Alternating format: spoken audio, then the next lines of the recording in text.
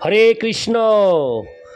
আজ ৩রা আষাঢ় ১৪৩২ ও ১৮ই জুন ২০২৫ বুধবার। আজ আমি ভাগবতম পাঠ করছি।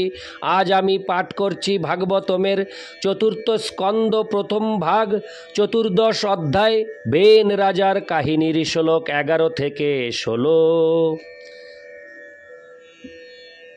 নারায়ণ হে নারায়ণ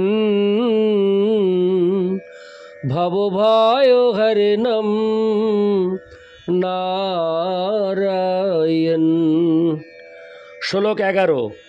নিরূপিত প্রজাপাল স জিঘাংসতি বৈ প্রজা তথাপি শান্তয়ে মামুং নঃসংস্তৎপাতকং স্পৃশেত। অনুবাদ: প্রজাদের রক্ষা করার জন্য আমরা এই বেনকে রাজপদে অভিষিক্ত করেছিলাম, কিন্তু এখন সে প্রজাদের শত্রুতে পরিণত হয়েছে। তার এই সমস্ত ত্রুটি সত্ত্বেও আমরা তাকে এখন বোঝাতে চেষ্টা করব, তার ফলে তার পাপ আমাদের স্পর্শ করবে না। তাৎপর্য: ঋষিরা বেনকে রাজপদে অধিষ্ঠিত করেছিলেন, কিন্তু কালক্রমে তার দুষ্ট স্বভাব তাদের গোচরীভূত হয়েছিল। তাই তারা তার পাপকর্মের ভাগী হওয়ার ভয়ে ভীত হয়েছিলেন। অসৎ ব্যক্তিদের সঙ্গ করা পর্যন্ত কর্মের নিয়মে নিষিদ্ধ। বেনকে রাজসিংহাসনে অধিষ্ঠিত করার ফলে ঋষিরা নিঃসন্দেহে তার সঙ্গ করেছিলেন। চরমে রাজা বেন এতই দুরাচারিতে পরিণত হয়েছিল যে ঋষিরা তার কার্যকলাপের দ্বারা কলুষিত হওয়ার ভয়ে ভীত হয়েছিলেন। তাই তার বিরুদ্ধে কিছু করার পূর্বে তারা প্রথমে তার অপকর্ম থেকে তাকে নিরস্ত্র করার জন্য তাকে শান্ত করা নিরস্ত করার জন্য তাকে শান্ত করা এবং সংশোধন করার চেষ্টা করেছিলেন। ইতি শ্লোক ১১। শ্লোক ১২। তদ্দিদ্যদ্ভিরসোদবৃত্ত বেনো হস্মাভিকৃত নৃপ শান্তিতো যদি নো বাচং ন গ্রহিষ্যত ধর্মকৃত লোকধিকারো সন্দগ্ধং দহিষ্যাম সতেজসা। অনুবাদ: ঋষিরা বিবেচনা করলেন, তার দুষ্টু স্বভাব সম্বন্ধে আমরা সম্পূর্ণরূপে অবগত ছিলাম, কিন্তু তা সত্ত্বেও আমরা বেনকে রাজসিংহাসনে অধিষ্ঠিত করেছিলাম। আমরা যদি তাকে আমাদের উপদেশ গ্রহণে বাধ্য করতে না পারি, তাহলে সে জনসাধারণের দ্বারা নিন্দিত হবে এবং আমরাও তাদের সঙ্গে যোগ দেব।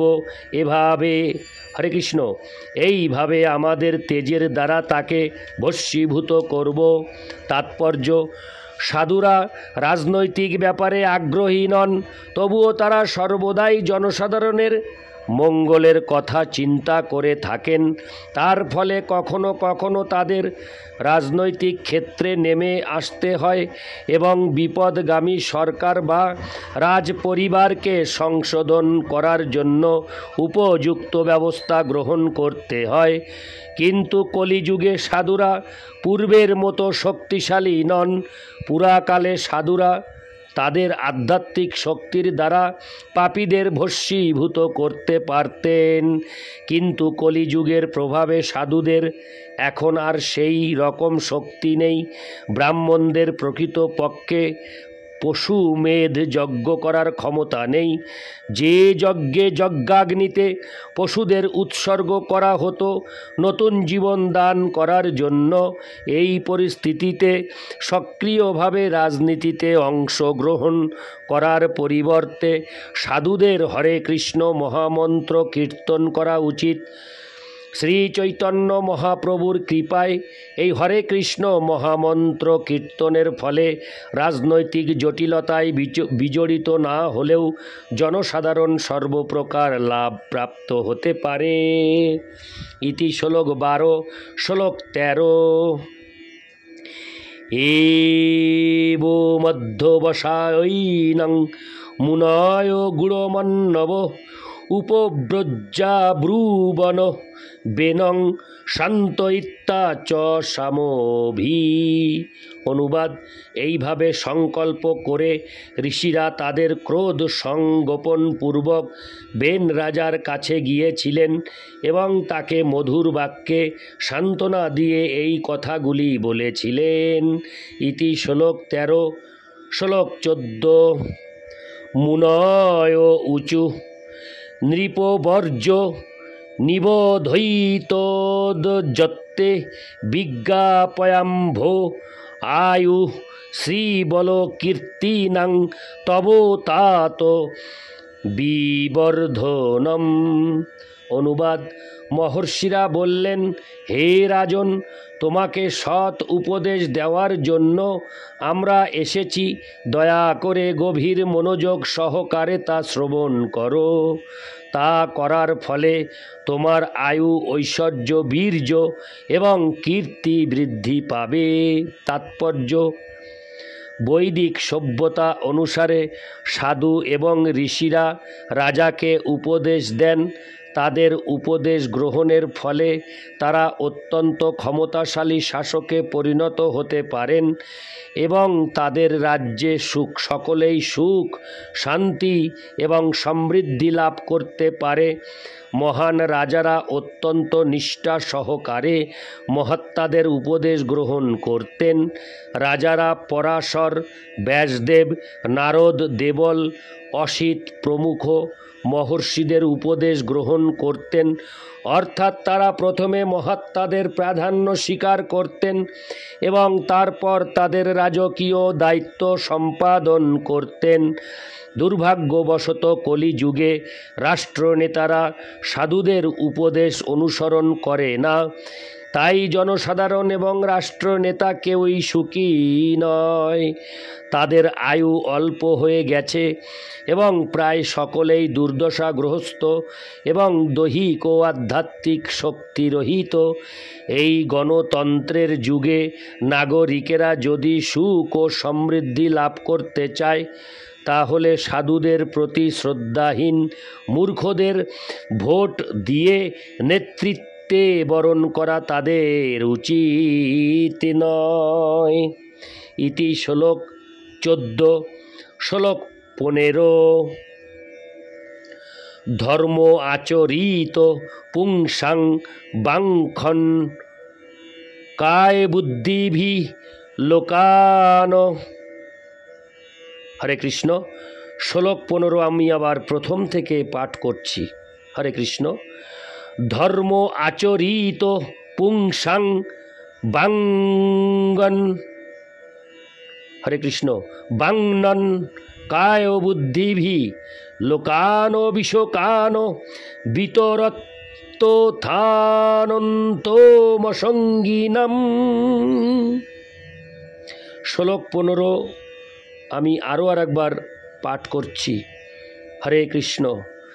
ধর্ম আচরিত পুংসাং বাংনন কায় বুদ্ধিভি লোকানো বিশোকানো বিতরত্তথানন্তমসঙ্গিনাম। অনুবাদ: যারা কায়, মন, বাক্য এবং বুদ্ধির দ্বারা ধর্ম আচরণ পূর্বক জীবনযাপন করে তারা স্বর্গলোকে উন্নীত হয়, যা সমস্ত শোক এবং দুঃখ দুর্দশা থেকে মুক্ত। এইভাবে জড় জাগতিক প্রভাব থেকে মুক্ত হয়ে তারা অন্তহীন সুখ প্রাপ্ত হয়। তাৎপর্য: ঋষিরা এখানে নির্দেশ দিয়েছেন যে রাজা অথবা রাষ্ট্র নেতাদের ধার্মিক জীবনযাপন করে দৃষ্টান্ত স্থাপন করা উচিত। ভগবদ্ গীতায় উল্লেখ করা হয়েছে যে ধর্ম মানে হচ্ছে পরমেশ্বর ভগবানের আরাধনা। কেবল লোক দেখানো ধার্মিক জীবনযাপন করলে চলবে না। দেহ, মন, বাক্য এবং বুদ্ধির দ্বারা সম্পূর্ণরূপে ভগবদ্ ভক্তির অনুষ্ঠান করতে হবে। তার ফলে রাজা অথবা রাষ্ট্র নেতারাই যে কেবল জড়া প্রকৃতির গুণের কলুষিত প্রভাব থেকে মুক্ত হবেন তাই নয়, জনসাধারণও ক্রমশ পারমার্থিক উন্নতি সাধন করে তাদের প্রকৃত আলয় ভগবত ধামে ফিরে যাবে। রাষ্ট্রপ্রধানদের কিভাবে শাসন ক্ষমতার সদ্ব্যবহার করা উচিত তার সংক্ষিপ্ত উপদেশ এখানে দেওয়া হয়েছে এবং এই উপদেশ পালনের ফলে কেবল এই জীবনই সুখের হবে না, পরবর্তী জীবনও আনন্দময় হয়ে উঠবে। ইতি শ্লোক 15। শ্লোক 16। সতেমা বিনশ্যেদ্দির প্রজানাং ক্ষেমলক্ষণ যস্মিন বিনষ্টে নৃপতিরৈশ্বর্যাদব রোহতি।